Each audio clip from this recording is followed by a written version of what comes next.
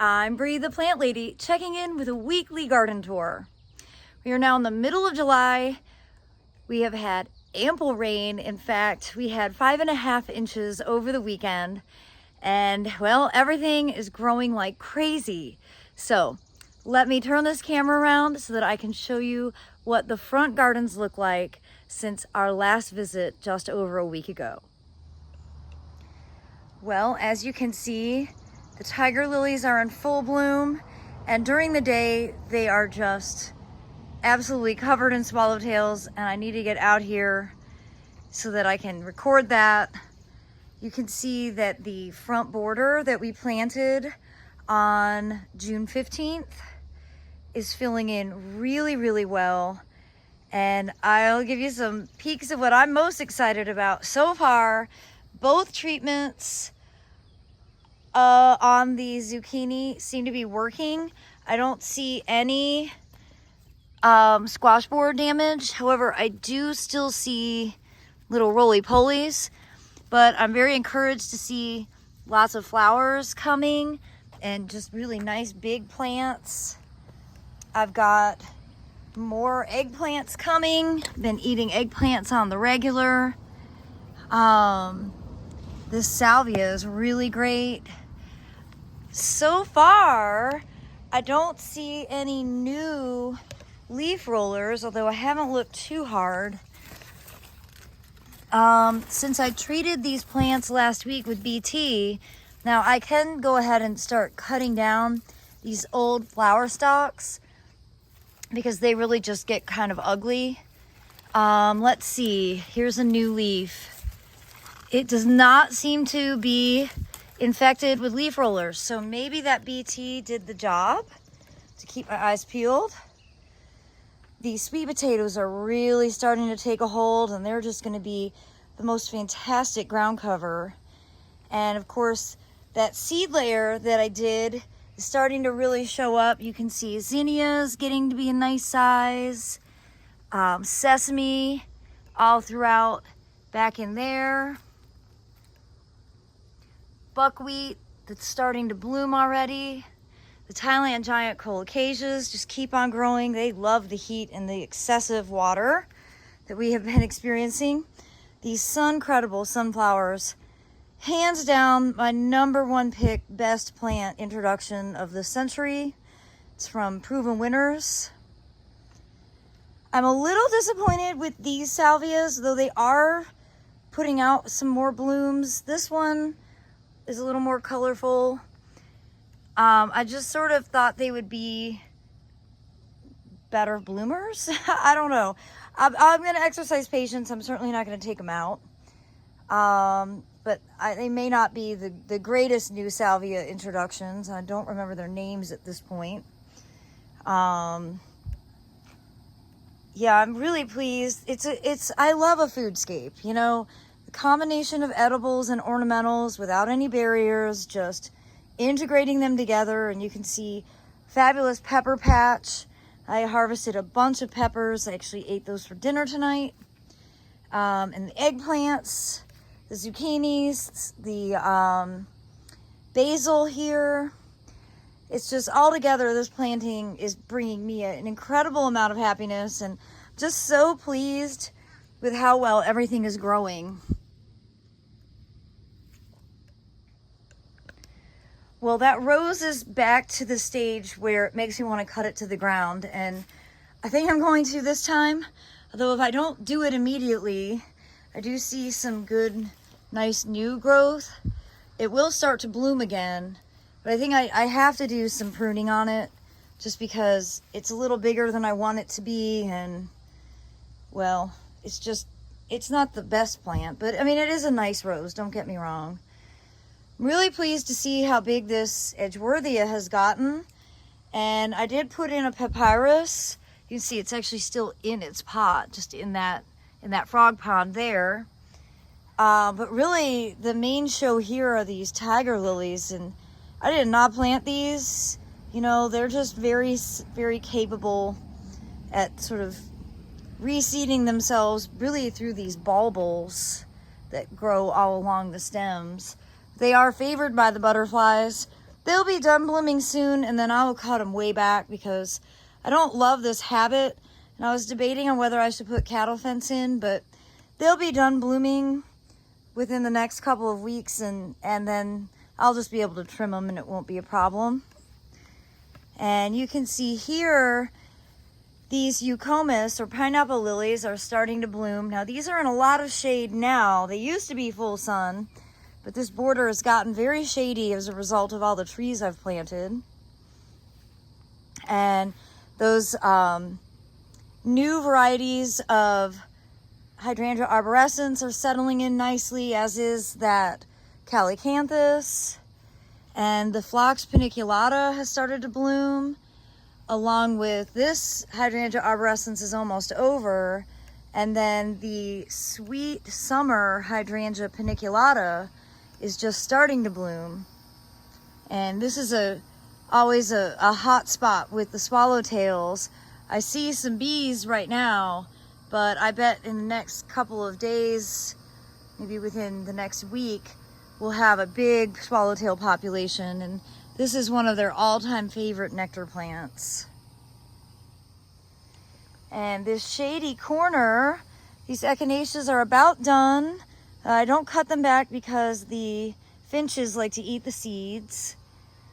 And you can see this Carex cherokeensis that I planted 2 years ago has really settled in nicely, and I love the dainty little flowers.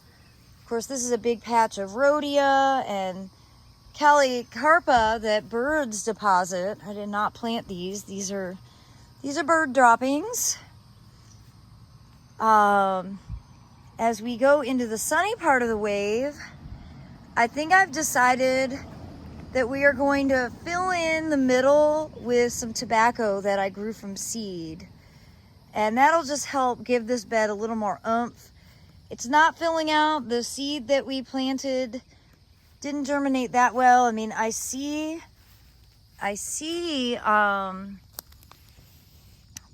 cosmos and zinnias, but they're so small. And I just don't think they're gonna do what I want to do. So I'm gonna leave them, but we're gonna go ahead and add some tobacco seedlings in hopes of really making this border big and lush.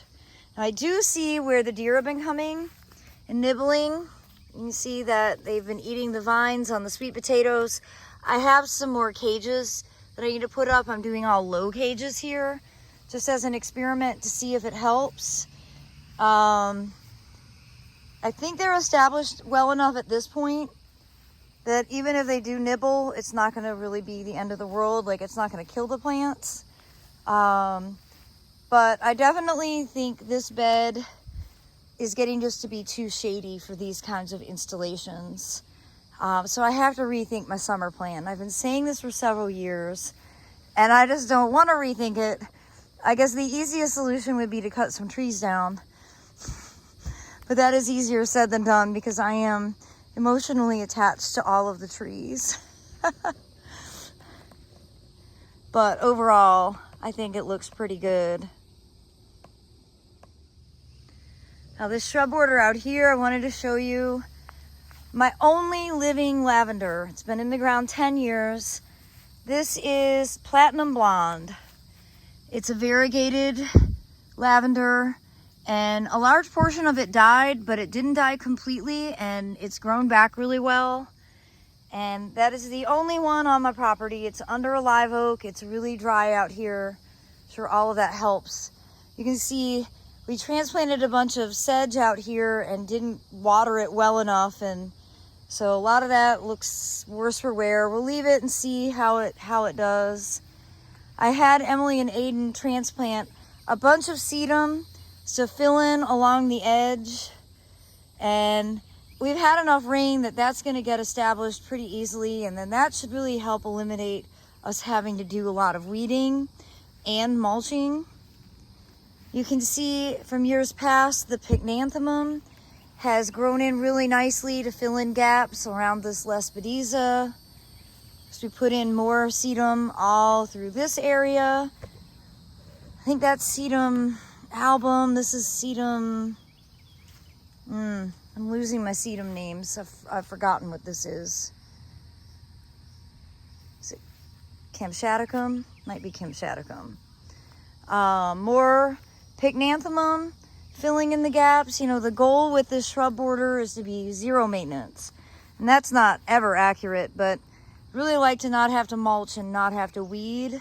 Only really have to do some seasonal pruning to the trees, some mowing of the perennials at the right time of year. More phlox, more Pycnanthemum. You can see the Silene, which used to be, no, is it? It's not Silene.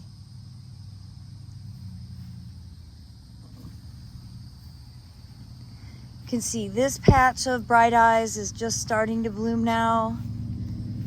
And overall, I'm really pleased with how this shrub border has filled in. We still have some rogue carrots to pull out, but overall, good density. Really grateful that we've had so much rain to help get things established. And those doggone knockout roses that we cut back are growing back out, and look, they're even giving us some blooms. So I guess we'll just keep maintaining them like that. And I'm pleased to see that this Rudbeckia is getting ready to bloom. I think this is just one of the coolest Rudbeckias ever. It does get quite tall. It's not necessarily supposed to be a front of the border plant, but that was where I had room, so that's where it went. Now I'm displeased with this site. This is a virus, so I need to actually remove this echinacea. This is greening. I think it might be spread by a thrip. I'm not 100% sure, but that'll spread from plant to plant, so I just need to go ahead and rip that entire thing out. That's too bad. I'm pleased to report that Snell, my arborist, came out today, and I have them giving me a quote to do a lot of tree cleanup. They're gonna come through these live oaks and really shape them and do what I'm afraid to do. That'll give everything a lot more light, including these eucomis. This is sparkling burgundy, but again in a lot of shades, so it doesn't have that deep burgundy foliage like it would in full sun. And still some weeding to do in here. Really pleased with how these Tiarella have bulked up. These were planted back in March. North Creek Nurseries gave me these to trial, and they're doing really well with literally no assistance whatsoever. We do not water this bed. Of course, we don't need to this year because we've gotten plenty of rain. Still have some weeding to do, some Nigella to collect. Probably Emily thinks that's like a never-ending experience because it does seem to be never-ending this year. All the plants in this shrub border are doing really well. And again, density is my goal. If there's open space, then weeds are going to grow, and I don't want to have to weed. So I'm constantly looking at how I can do a better job filling in the gaps, because like you see back here where there's open space, well, Virginia creeper is filled in, and then there's a million oak seedlings, and all of that equates to work. So I need to do a better job of getting ground covers, intentional ground covers planted. So that's one of my goals. And this border has definitely benefited from all that rainfall. The large mangave look awesome. The ones the pups that we ripped off look a bit worse for wear. You can see those back there, but the large ones are awesome. And I do not regret having done this. I have very low expectations that these will come through the winter, but that's okay, because they are gonna sell you more. I think this border looks so much better with the mangaves added. And I'm glad we added this little passway, because we use it all the time. It's really silly. It's not like it's that many more steps to walk around, but we might as well, if it's somewhere that you want to walk, you might as well make it convenient. And I'm really pleased with how these Hydrangea paniculata green spire are looking. Now these have been cut all the way to the ground. You know, they've been planted 12 years. This is a big, big, old, unruly variety. And I love it because when it opens, it has both sterile and fertile flowers. So it really benefits the pollinators. As I'm standing here looking though, I see a bird deposited a Calicarpa, and I don't need a Calicarpa and a Hydrangea paniculata growing together. So I'm gonna have to pull that out. But I think cutting this all the way to the ground, probably annually, is the solution for maintenance. Basically treating it like a dieback perennial instead of allowing it to grow as a big woody shrub, because it just takes up so much real estate. Really pleased to see that it blooms on new wood. So doing a cut back like that doesn't actually impact its blooming. And speaking of Hydrangea paniculatas, I have to figure out what variety this is. I'm going to be having dinner with the people that introduced this plant in a few days, and I will get the information, I promise. I planted it thinking that they had lied on the label, that it was gonna be a big, tall plant, and it isn't. I think that this has been planted since 2015-16, and it's absolutely beautiful. I highly recommend it, and I promise you, once I get the name, I will share it with you, but it isn't a lost label situation. Of course, this bed here is doing great. That Justicia that I never anticipated would be perennial is in bloom. Same thing with this Kufia micropetala. And I love that it's flowering so early. You know, usually this is in bloom late October. I think this is partly because of all the rain. We even have flowers on the Sarissa, which is not something that usually blooms in the middle of July. It's like a spring fall bloomer. And you see the white top sedge that I unintentionally am allowing to grow here. And then of course the papyrus that is in this sunken pot. And Emily did a great job of kind of unstrangling things in here, and you can see the lotus, now that it has some room, is starting to come back. It probably won't bloom this year, but hopefully next year it will. Well, I hope you'll tune in tomorrow for the second half of my weekly garden tour as I take you through the back gardens, which have grown an incredible amount since last week. And as always, I am wishing you the best. Thanks so much for watching, everybody.